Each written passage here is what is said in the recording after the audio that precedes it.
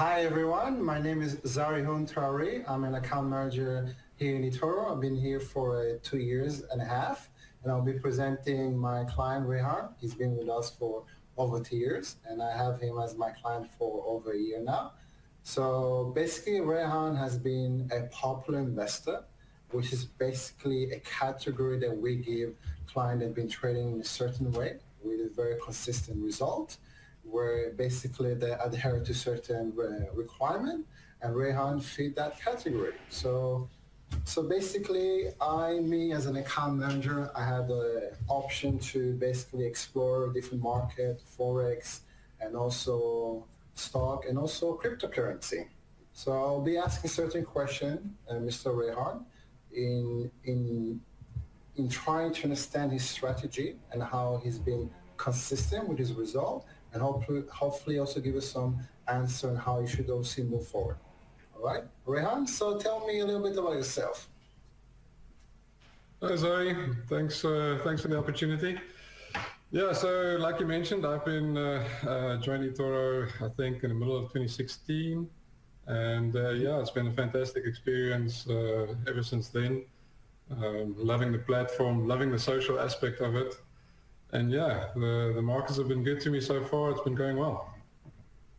Very good. So how did you hear about eToro initially, and why did you join?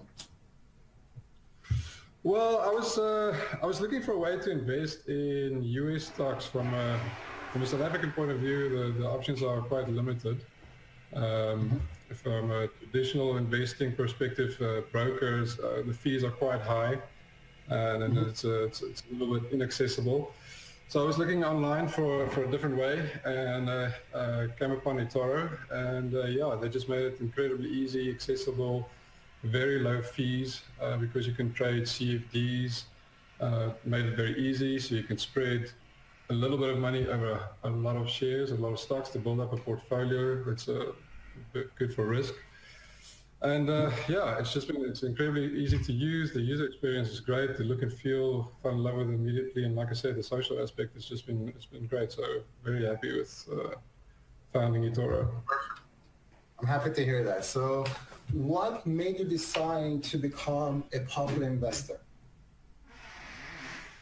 Yeah, to be honest, I never thought that would be something I would get involved in. I'd seen the program, the ads and things like that, but my main focus was to invest and grow my own money, build my own portfolio in US shares. So I'd been doing that in 2016 when I started, and it went really well. And then after, I think in the beginning of 2017, I noticed that I had a couple of copiers, and all of a sudden it started to ramp up quite quickly. And when I looked again, I think I had over 100 copiers or something like that, and I was starting to respond to questions and interacting with the copiers quite a bit. And then I decided to actually take a look at the Popular Investor Program and signed up. And yeah, it's been great ever since then. I'm loving the interaction between people from all over the world. I see that. So how did you get into trading? What is your background? Do you have any background in finance? Yeah, so from a professional job perspective, I work in the fields of business intelligence and analytics. So I obviously have a passion and love for data and looking for patterns in data. But investing has always been started as a bit of a hobby for me. Started investing about 10 years ago, mainly in actively managed funds. But I was always very hands-on. I always wanted to know and understand exactly what the underlying assets were for those funds that I was investing in. I know a lot of people will just put money into like a bank savings account or ETF fund and just hope for the best. But I always wanted to know exactly where. What is the return in South Africa? What is the return in South Africa of putting your money? Yeah, so South Africa is actually not bad in worldwide standards because our inflation is very high. So you can get a good, safe investment account for about 7% return, which is, I think, pretty good if you compare that with like UK and American standards. But yeah, like I said, I always wanted to know exactly what's happening and what's happening with the fees and everything. So shortly after I started investing in funds, I started doing my own online share trading, and it's just been starting to get more and more involved with it ever since then. Okay, fair enough. So I'm a bit curious. What is your benchmark and why? Yeah, I'm glad you asked that question. So I think every investor or trader should have a benchmark for himself.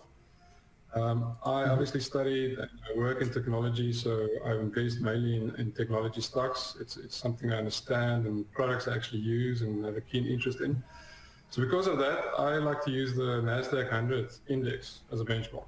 So Okay. the NASDAQ, sorry? No, go ahead. No, sorry. So yeah, the NASDAQ 100 index, it tracks the performance of the top 100 companies listed on the NASDAQ exchange. So basically, you could say it's the top 100 US tech companies. And it's one of the best, if not the best, performing industry index over any long-term time period. So that gives me a very good benchmark to compare myself against. So Reinhardt, I hope you don't mind, but I'm actually gonna share my screen. I would like to show the viewers how to actually compare your performance to all the indices. All right, so I'm just gonna share my screen from my end.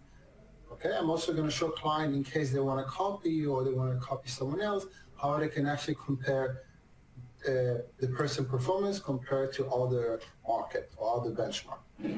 Okay, so basically by going to your chart, I just went to Reinhardt chart and expanding it, and you have an option to compare. So you said NASDAQ, NASDAQ, for example. I'm also going to add SP 500 just for this example as well. Okay. Okay. All right. So, and here it's 1 year ago. So basically, I have compared your result since last year. So the green one is NASDAQ. Okay, so NASDAQ, if you were to be, let's say, much more passive and just put your money on NASDAQ, you would have generated 32%. And if you were to put your money, in this case with Reinhardt, you would have generated 45%, which is actually 40% more. And if, for example, you are more into SP 500, it will generate approximately almost ×3 compared to SP 500, for example. All right, so this is another way to actually to see if the people that you're copying actually are living up to their benchmark, as an example. Okay, I hope this was clear for everyone. Okay, so what is the strategy in regards to your asset under management? Are you looking to have an X amount of copiers or an amount under your management? Yeah, so my main focus is obviously to grow my own portfolio and get the best possible return over a given period. Doing that means my existing assets under management also grows along with it. So if I can do that, I would be doing my job and making my copiers money. And hopefully that also means keeping existing copiers for as long as possible and also attracting more copiers because they can see a good track record and consistent performance. Okay. Fair enough. So what is your trading strategy? Do you have any in particular? Yeah, so it's also a very popular question. So I'm not a day trader. I don't spend all day looking at charts and looking for patterns and things like that, even though that is my professional job. When it comes to investing, it's not something I do. I'm more of a fundamental kind of investor. So I do a lot of research online. I read up on each of the companies I invest in, do the analysis, study the earnings reports. There's just so much news out there when it comes to technology, keeping up with the technology trends and things like that. So I'm big in thematic investing, so an overall tech theme shaping our future and what that might look like in the next couple of years, and the companies that stand to benefit from that. Another big part of my strategy is also the emotional side of it. So it might sound a little strange, but it's a big part of investing successfully, taking emotion out of it, avoiding those kind of knee-jerk reactions when the market do take a dip, and I mean it's inevitable, they will. And so for me, it's all about that long-term kind of vision of where those companies are going. Okay. Now, what kind of leverage do you trade with, and what are you looking at before opening any position on stock, in your case? So in my case, I prefer not to use leverage. Personally, I think it's important to understand exactly what leverage is. It's a good tool to use. I think so. If you're risking $100 of your actual money on a stock trade, if you leverage that by 2, it means you're actually risking $200. Even if you only actually have $100 that you're putting in, you're basically borrowing that other money. So it's a good tool to use. Like I said, interestingly enough, if I compare some of the other investors, popular investors and other traders on eToro last year, markets were very good.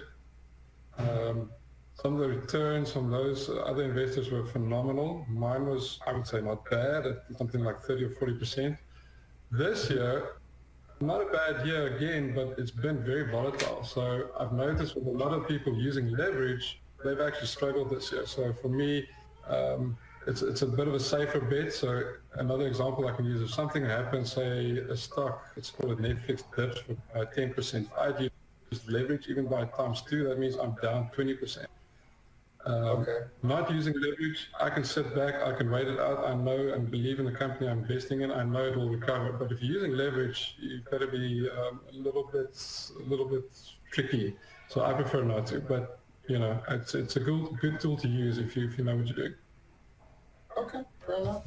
And which instrument are you looking at the moment, and why?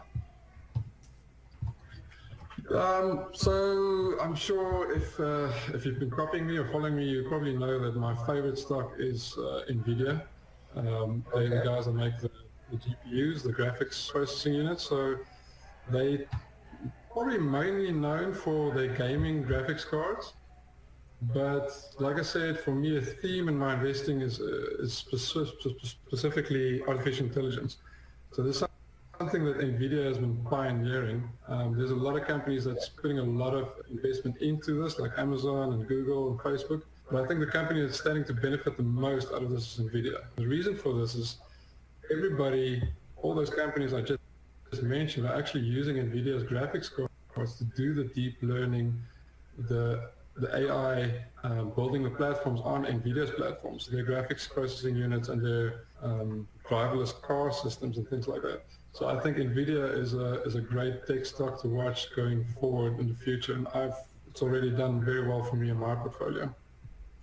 So I see you have actually allocated over 7% of your funds. I'm not actually sharing my screen so people can see your live portfolio. So right now you're staying on 7%. Go ahead. Yeah, so, and then another one I thought to just have a look at recently, or fairly recently, is SSO. So that's the ETF. So for the guys that don't know what an ETF is, exchange traded fund, or an electronically traded fund. So it actually holds a whole bunch of investments. What the SSO ETF done is actually quite interesting and it's quite different from other ETFs. So the SSO basically tracks the S&P 500, which is basically the US stock market, right? It's just the 500 top companies. But what it does differently, it does it with a kind of leverage. So it doubles the performance of the S&P 500. So if the S&P 500 takes a 5% dip, the SSO will probably take a 10% dip. But the flip side to that is, over a long period of time, I think most people know, if you go and have a look at the S&P 500, at any long given period of time, US markets are doing well and it's going up. Even through some of the biggest crashes we've seen, this S&P 500 over a long enough time period is still growing. So if you're investing in SSO, let's say 9% return from the S&P 500 will effectively then give you an 18% return on the ETF. And it's a pretty safe kind of investment. Okay, sound reasonable. And there's any other stock that you'd like to mention?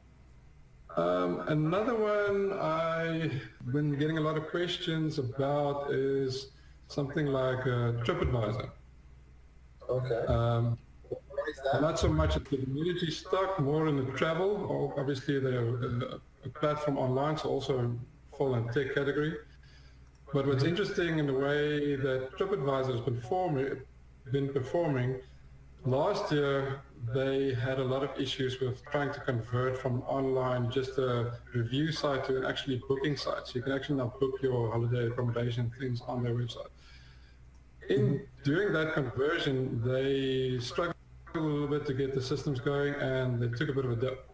So when I started investing, and I don't know if you can share that screen, it would actually be an interesting story to show. With the first trade I opened in TripAdvisor, when I started in eToro, it was probably down by about 40%. And I got a lot of questions about why am I still holding this? So everybody was calling it a losing stock. Why are you still holding this? So that for me is the great thing about fundamental analysis. I did all the research, understand why it had dipped, and I understood that it was a great company, the management is great, it's a great brand, very recognizable, a lot of growth potential. And now this year, it's probably been one of the best performing stocks. I think I just opened the chart here earlier, and it's actually up around about 70% year to date. So it's all about timing when it comes to investing. So actually copiers that started copying me this year, it's probably been one of the top performing stocks in my portfolio. Okay. Very good. So you are currently up, let's see how much. Let's see. So you're currently up this year, basically since January, 20%. So what's your target until the end of the year now? So I think last year I ended up close to about 40%. So obviously, if I can get close to that again this year, that'd be great. So I'm aiming for about 35% to 40% again. Hopefully I can get there. But, you know, like I said, I'm very much of a long-term investor. So, and obviously, because I'm based in technology stocks, it's very dependent on what the market does as well. So obviously I try and outperform that NASDAQ 100 index. So if the NASDAQ 100 index ends up doing about 35%, or probably about 20%, I'm hoping to get to about 35-40%. Okay, perfect. So do you have a message to people who have been copying over the past few months? Obviously, a big thank you for trusting me with their investment. And the big thing for me is copiers that have been copying for a long time is thank you for staying invested. I think it's a difficult thing to do when the markets dip a bit. Like I said, with tech stocks, you might start a copy and 5 days later, some of the markets dip a little bit. Having the patience to stay invested is a big thing. And to new copiers, I always just give the same advice. You know, keep that long-term goal in mind. By their very nature, tech stocks is high growth and at the same time can be very volatile. But if you look at, you know, depending on when you start to copy,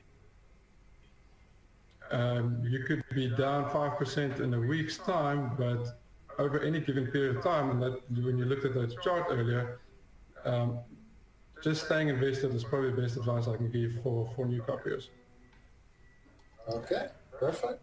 And what will be the initial starting amount you will suggest for people to start with? So with my portfolio and the way copy trading works is I've got quite a few trades open. I think I've got about 180 odd trades open. So I always recommend to copy with at least $500 as a starting amount. That's just to make sure that it actually copies all those open trades, which is obviously something I recommend because I'm a long-term trader to copy all open trades. But a good amount, I would say, if you can afford it, is about $1,000. It'd be a good copy amount to start with. Okay, perfect. I would like also to share something in regards to how to analyze a potential copy investor or potential person people might be looking at copying. So I'm just going to go now to your stats. Okay. So a lot of people actually do not maximize our platform in order to analyze the potential risk or the reward. So I'm just going to highlight any specific example. So overall, your risk score is 4. Okay. And you have a drawdown of 4.8 or yearly -11. So for those who don't know, a drawdown would mean if you have to invest $10,000, you'd be looking at some point seeing -1,177 as an example. Okay. Another very important feature will be to look at this section, the trading. Then you have the delta, the average profit and the average losses. So if you do the delta, Reinhardt delta is actually 23% in profit. You can obviously see most traded on stock. And another information will be to look at the average holding time. So Reinhardt, on average, hold his trades or his position on average 8.5 months. Okay, and he opened on average 5 trades per week. I just wanted to highlight this is for people that are potentially looking at copying you, just to understand the way you trade and the sort of long vision you have. Okay? Now, do you have anything else that you want to add, Reinhardt? Well, yeah, just like you mentioned now, having a look at other potential people to copy. You know, for me, it's important for people to understand when they copy me what it is they're actually investing in. Like you just showed the stats there, I think you're absolutely right. It's something that I think a lot of people don't use all those tools, and there's some really good tools on eToro that you can exactly see what's happening. And that's another thing I love about eToro. It's so transparent. So you can see exactly what everybody's doing, right? You can see what every person you potentially copying is investing in. So a bit of advice I would just give guys is, you know, if you're going to copy me, obviously you're going to get exposure to a lot of technology stocks. So diversification is obviously always a very good thing, especially if there is some sort of a market correction. You know, diversifying a little bit is a good idea. So if you're going to copy me, you understand you're going to be exposed to a lot of technology stocks, but have a look at some of the other guys you're copying. You know, copying 2 or 3 people all investing in technology stocks might not be the greatest idea. They might all be doing well, but if something happens, you might want to be actually looking at something that does some forex or commodities and things like that. So yeah, that's just some of the advice I give potential new copiers. All right, actually I have a question from one of the viewers from Dakokat. All right, hopefully I'm pronouncing the name right. So his question is, or her question is, with a tech stock having shown so much growth already and making up a fair amount of your portfolio, do you think they are overvalued or there's still plenty of growth, justifying hanging on them long term? So what do you think? Yeah, so that, you know, I got this question a lot in the beginning of 2017.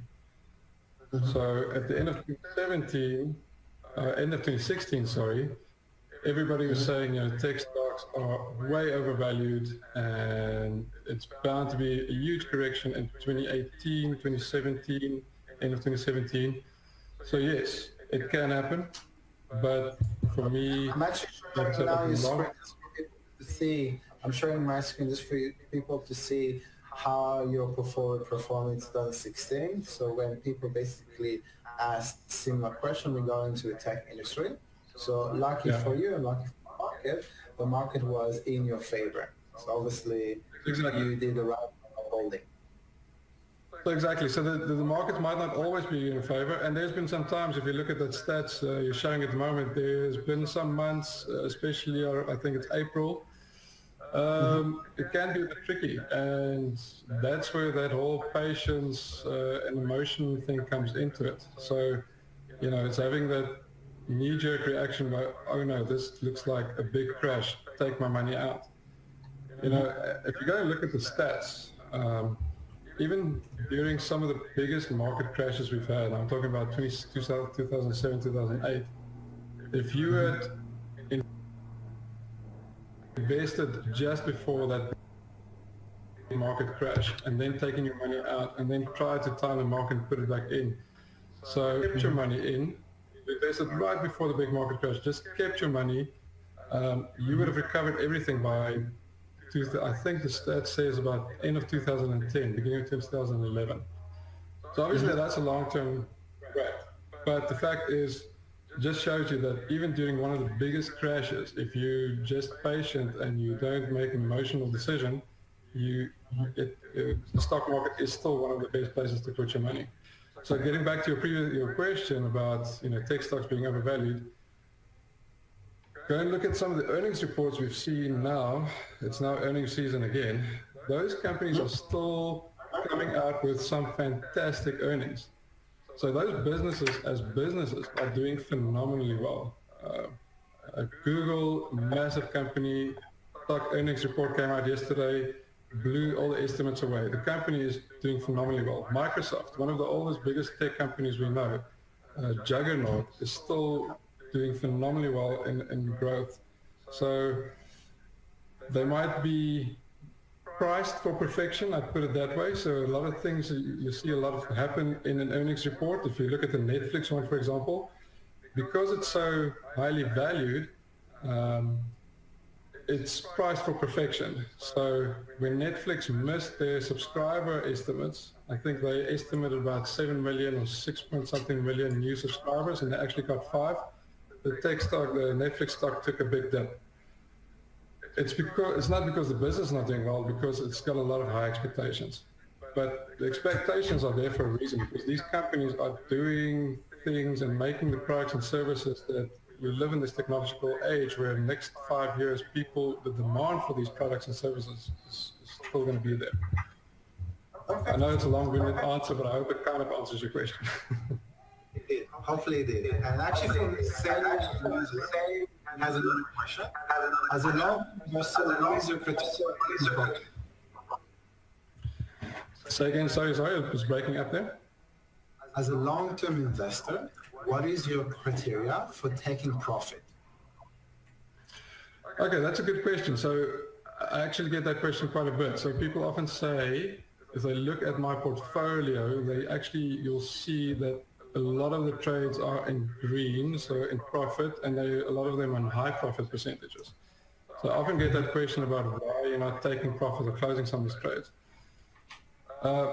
My investment strategy is different than I suppose a lot of traders out there. I invest in these companies. So if I open a trade in NVIDIA today and it takes a dip by 3% tomorrow, my immediate reaction is I'm happy, because I'm buy more, open a couple more trades, because I believe in that company, right? I think it's going to grow in the next 5 years. I'm not worried about what it's doing tomorrow.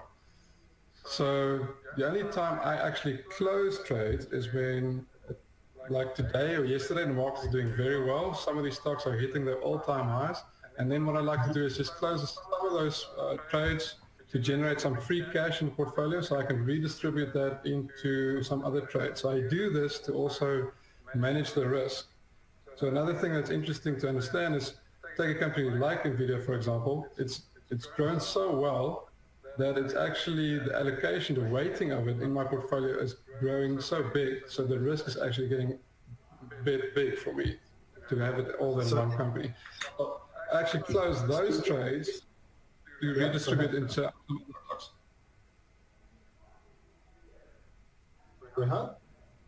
Yeah. No, go ahead. Sorry. Yeah. So that's some of my criteria to close a trade is redistributing it into other opportunities if I see them, to manage the risk. So that's the key thing for me. So for some people to understand is also why I don't close some of those high profiting trades is I still believe in that company, right? So if I had to go and close some of those 70% profitable trades, I'm taking some realized profit, but I still want that investment in NVIDIA. So that means I would have to go and open up a new trade in NVIDIA. So it means paying some spread fees again unnecessarily. So I think that's an important thing to also just understand. Okay. So I hope James has the same question. I hope Reinhardt answered your question as well. And we have a few more questions in regards to what tool do you use to build your portfolio, from Dragos Stanko. Yeah, so there's so many tools out there. So years ago, I started building a portfolio in Google Finance. They don't have it anymore. They've taken that feature away, unfortunately. But there's a lot of other tools similar to that, like Bloomberg and things like that. You start building your portfolio on there, so you add your stocks that you're investing into a watch list. And so you've got your portfolio there, and what happens then, it starts generating all these news articles and things based on that. And there's a lot of other fantastic literature out there. I subscribe to Motley Fool. It's one of my favorite reading subscriptions that I do. And yeah, that's basically how, you do a lot of reading based on that. Obviously follow all the earnings reports and yeah, make your decisions based on that. All right, perfect. So you actually also answer Mr. Black underscore HN. He actually asked what's the source of information. So I hope he answered your question, Mr. Black. And I have another question for Mr. Trevor Janice. What would be the best way of using the cash amount in the portfolio without selling all existing, holding, and rebuying? That is a very interesting question. Yeah. How's it, Trevor? we chat a lot. So yeah, so that's one of the more, I would say, technical things when it comes to copy trading. So what happens, or what can happen, is if you start the copy and let's say invest $1,000, that will copy the same weighting as my portfolio. But then if you add more funds later on, the free balance, your free cash flow, free cash available in the copy account of me might not be the same as mine. So what I suggest to a lot of the copiers, and I always put in my feed, is I also put in money probably on a regular basis, about monthly, into my account. And the best thing to do is to try and match. If you go to my portfolio, and you will see right at the bottom, it shows you the free cash available in my portfolio, is try and match that with your copy account. Okay, that sounds very good. I have another question from Mr. Adolf Fonso. Given your long-term strategy, what can we expect from you in case a bear market arrives? How will you navigate it?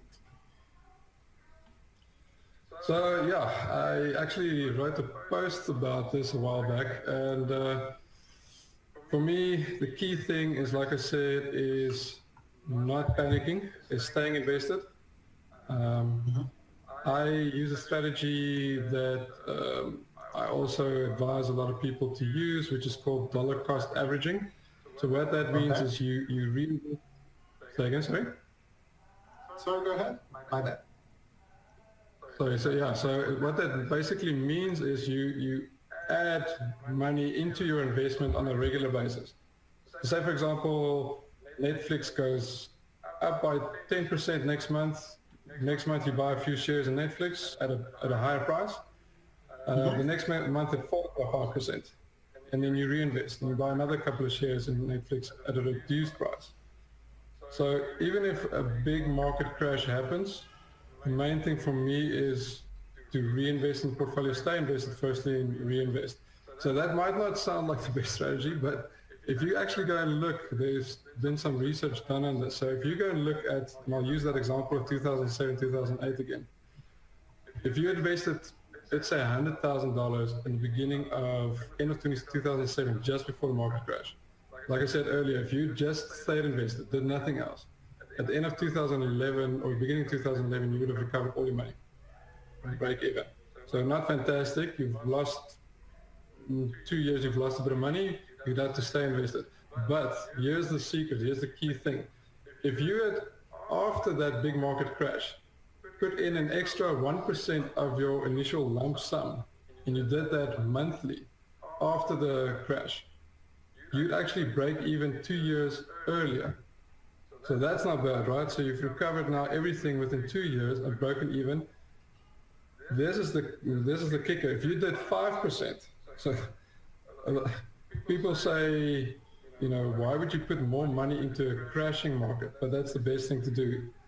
If you had put 5% of that lump sum amount value after that crash, you'd be 50% up on your investment 3 years later. And if you extrapolate that all the way to where we are in 2017, that $100,000 investment would be worth roughly $200,000 if you do nothing. I think if you do 1% extra every month, you would be sitting at about $450,000. And if you did 5%, you'd be sitting at $1.42 million. So it shows you the power of dollar cost averaging. Okay. Well, that is a very good answer. Thank you, Reinhardt. I have a few more questions. This is from Luke Morningstar. And he actually asked regarding Netflix. So basically saying you have a significant position in Netflix and you believe in it greatly. Sorry, don't you believe it's overvalued? Is it from fundamental analysis perspective? Yeah, so that's what I mentioned earlier.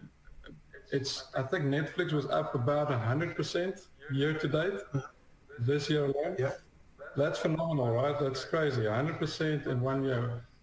So yes, it might be a little bit overvalued, and that's why we saw that correction of about 9%, or I think it actually started off as a 13% correction when that earnings report came out and they missed their subscriber growth.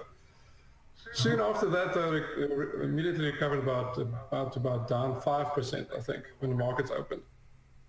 So here's the thing about Netflix. Netflix has only recently hit that 100 million subscriber mark.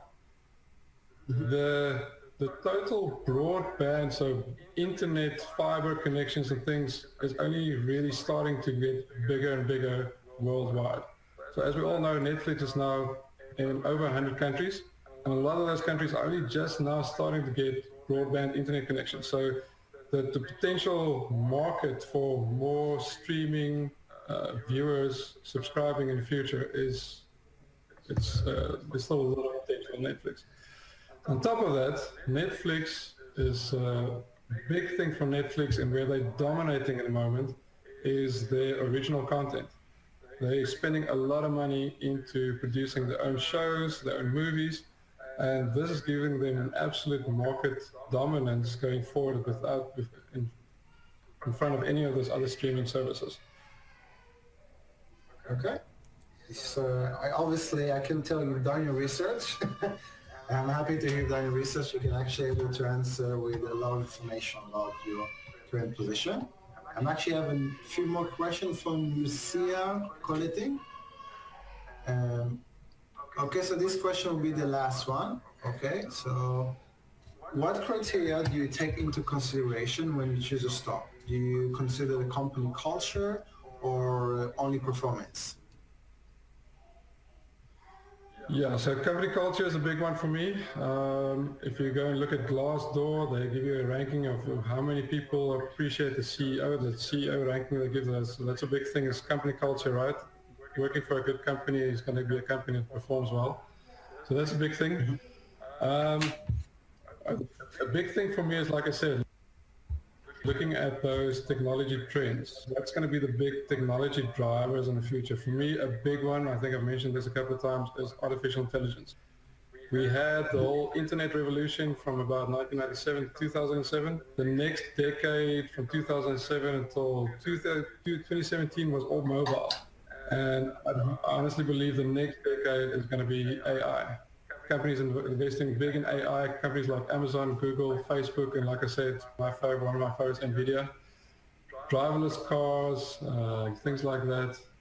But yeah, I look at the business. I don't really pay too much attention on what the market attributes the value to that stock. So the share price at the moment is I've read a lot of stuff where people would say, you do your discounted cash flow analysis and everything like that, and your PE ratios, and you come to what the market should be pricing a stock at. But that doesn't really equate to what the expectation of that stock is, and that's really where the growth is in these technology stocks. So I look at what the business is doing, the products and services, and the demand that the consumers will have for that in the next couple of years, and that's primarily how I base my stock selections on. All right, perfect. Thank you very much for your answer. So what I'm going to do now, as I see there's still people that are still interested in asking some more questions, I'm just going to share my screen from my end, which will give you an option to people either to copy if they want to, or add you to your watch list. I'm going to show people how to do that. All right, Reinhardt? Cool. Perfect. So as you can see, Reinhardt is actually very active on his page and his wall. He actually comment, he replied to many people that ask specific question, which is very good. And you can obviously, if you click here on the plus, so the plus just added Reinhardt to my watch list. And obviously if you want to copy him, just click here, copy as an example. All All right, so hope this webinar was very helpful for you guys. For the people that have attended, for people that couldn't attend, you will also receive a recording within 24 hours to your email. Thank you very much, Reinhardt, for your time, and thank you guys for joining eToro. All right, have a lovely day. Thank you very much, Henry. Thanks everybody for watching. Bye-bye.